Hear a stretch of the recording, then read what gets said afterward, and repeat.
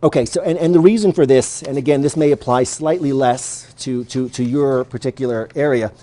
So I want to talk for a couple of seconds about the Matthew effect. Has anybody ever heard of this before? Okay, one or two people.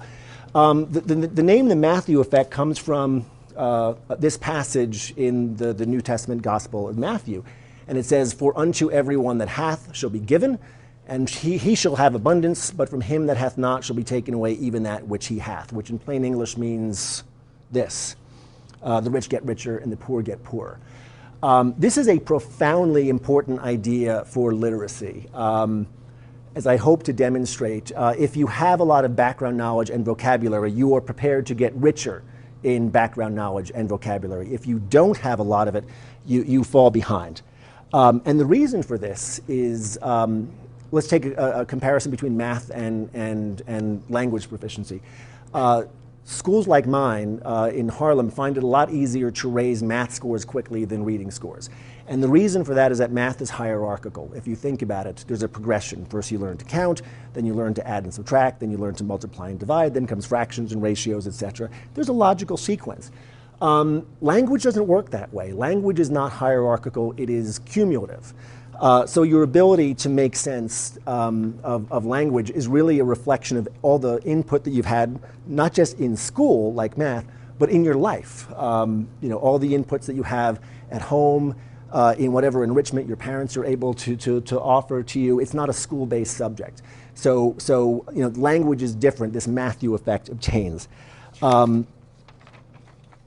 So think for a second about the ramifications of this for vocabulary. The typical college freshman, you can look this up, has a working vocabulary of 60,000 words. Anybody here ever memorized 60,000 words? You don't, right? I mean, that's not where vocabulary comes from. So where does it come from? I actually did this math. To get a vocabulary of 60,000 words by age 18, you would have to memorize 10 words a day. You would have to memorize 70 words per week. Oh, and by the way, your first 10 words are the day you're born, and then every day since then. And then 3,300 words per year until you get to freshman year in college, and then you have a vocabulary of 60,000 words. This is not how we develop these big vocabularies. So this is where the Matthew effect comes in. So I'm going to do a quick little demonstration that demonstrates how we learn all these words and have such big vocabularies.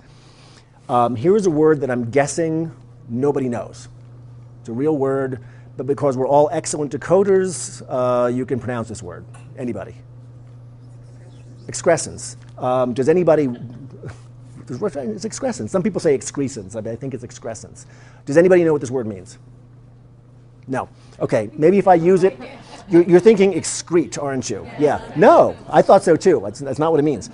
Okay, so I'm going to use it in a sentence and see if that helps. Would somebody do me the kindness of reading this sentence nice and loud? Please. To calculate fuel efficiency, the aerospace engineers needed an accurate estimation of excrescence drag caused by the shape of the plane's cabin. Okay, now you all know what excrescence means. No. All right. Another sentence? I'll give you another sentence. I'll read this one. Excrescences on the valves of the heart have been known to cause a stroke. I'm seeing a couple people go, oh, okay, maybe I think I know what this means now. So if I give you another sentence, now you can test your presumed definition against another sentence. So let's try that.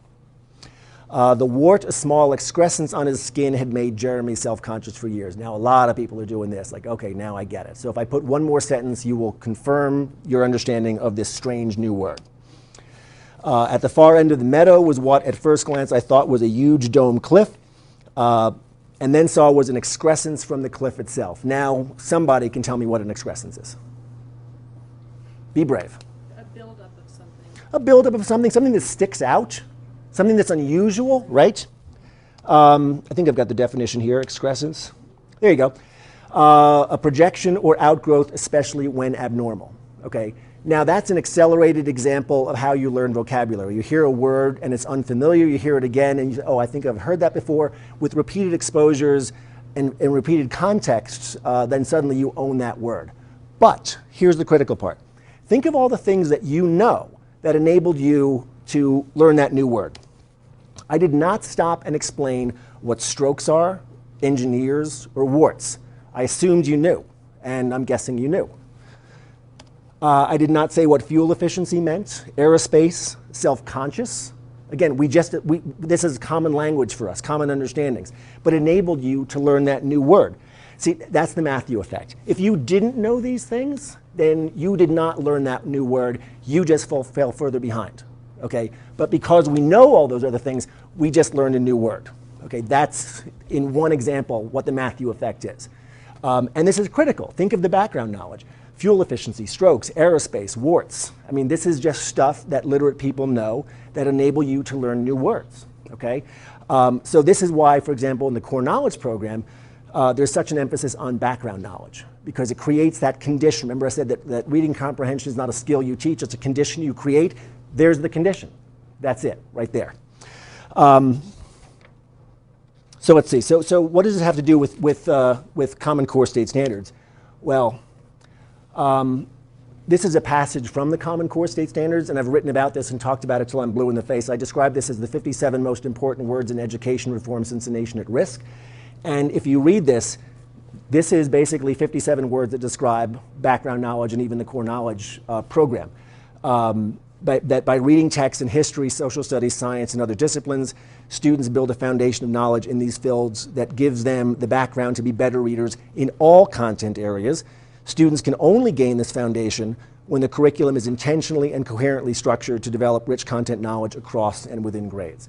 So in other words, this is what our kids need to create that condition that allows them to grow vocabulary, to read with comprehension. By the way, these are also the same cognitive skills that you need to think critically, problem solve, communicate, etc. So we think we can teach these skills directly. We really can't. You create the conditions for them, and you do that.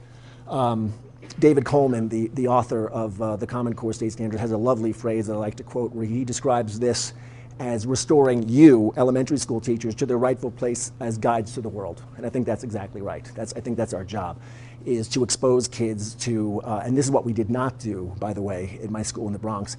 Everything was inwardly focused. We were always telling kids, read about what you know, reflect on your own experience, and I think we do a disservice to kids when we do that. Our job is really to expose them to what's going on out there, to create that condition that allows all these good things to happen. So with that,